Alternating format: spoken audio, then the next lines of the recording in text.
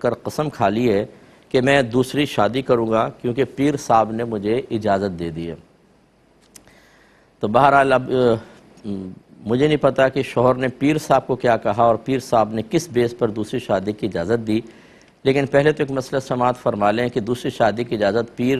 نہیں دیتا، اللہ تعالیٰ نے عنایت فرمائی ہوئی ہے۔ فَانْكِحُوا مَا طَابَ لَكُم مِّنَ النِّسَاءِ مَثْنَىٰ وَثُلَاثَ وَرُبَاعَ،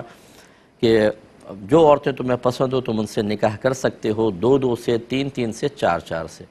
اور خود پھر رب کریم نے آگے ارشاد فرمایا کہ فَإِنْ خِفْتُمْ أَلَّا تَعْدِلُوا فَوَاحِدَةً، پھر اگر تم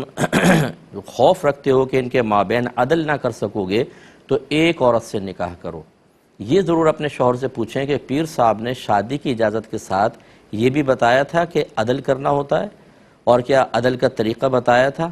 انہوں نے بتایا تھا کہ کس چیز میں عدل ہوتا ہے، نان نفقے میں عدل کرنا ہوگا نہیں ہوگا، یا اس کے علاوہ امور میں عدل کرنا ہوگا، یا باری مقرر کرنے میں عدل کرنا ہوگا؟ یہ پیر صاحب نے تعلیم دی تھی کہ نہیں دی تھی؟ اگر آپ کے شوہر ان کے مثبت جواب نہ دے سکیں تو پھر میں ایسے پیروں کے لیے دعائی کر سکتا ہوں کہ جو ناقص تعلیمات دیتے ہیں، اپنے مریدین کو آرڈر کر دیتے ہیں، مرید عقیدت کے اندر اس کو اختیار کرتا ہے، پیر صاحب کو خود نہیں پتہ ہوتا کہ مجھے کس طرح تعلیم دینی ہے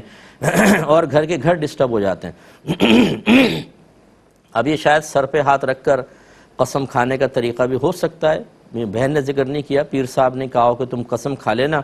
اس کے بعد تم دوسری شادی کر لینا، تو آپ کے سر پہ قسم کھانے کی ضرورت کیا تھی؟ سر پہ ہاتھ رکھے ویسے ہی قسم کھانے کا کوئی شرعی تصور نہیں ہے، ایک بات اچھی طرح یاد رکھیں۔ تو وہ قسم کا اعتبار ہوگا، اللہ کی قسم کھائی ہے تو اس کا اعتبار ہے، لیکن سر پہ ہاتھ رکھ کے قسم کھانے کا کوئی شرعی طریقہ نہیں ہے۔ خلاصہ کلام یہ ہے کہ بہرحال آپ کے اپنے شوہر کو سمجھائیں کہ یہ دوسری شادی کرنے کا جو شوق، اور پیر صاحب کو ڈھال بنا کر جو آپ کو شوق پیدا ہوا ہے، آپ عدل وغیرہ کر سکیں گے کہ نہیں؟ اور بہتر ہے کہ اپنے قریبی کسی اہل سنت کے دارالعلوم سے اس پہ فتویٰ لے لیں، اس طرح کویسچن لکھیں کہ اگر ایک شوہر اپنے پیر صاحب کے کہنے پہ دوسری شادی کرے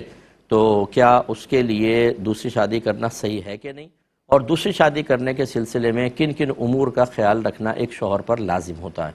یہ فتویٰ لے کر اس کو دکھائیں، ہو سکتا ہے کہ پھر اس کو کچھ ہوش آئے، کیونکہ 2 بیویوں کو سنبھالنا انتہائی مشکل کام ہوتا ہے، اور اس میں بہت سارے شرعی تقاضے ہوتے ہیں جو عام انسان تو پورا کر ہی نہیں سکتا، اور آخرت کا اتنا وبال ہے اس کے اوپر کچھ انتہا نہیں۔ نبی کریم صلی اللہ علیہ وسلم نے فرمایا کہ جس کی 2 بیویاں ہوں وہ ایک کے ساتھ رہے اور دوسرے کو بالکل معطل چھوڑ دے، معلق چھوڑ دے، یعنی نہ حق ادا کرتا ہے، نہ ٹائم دیتا ہے، نہ اس کے پاس رہتا ہے، وہ بروز قیامت اس حال میں آئے گا کہ اس کی ایک جانب شل ہوگی، یعنی فالج زدہ ہوگا وہ۔ تو اس لیے جو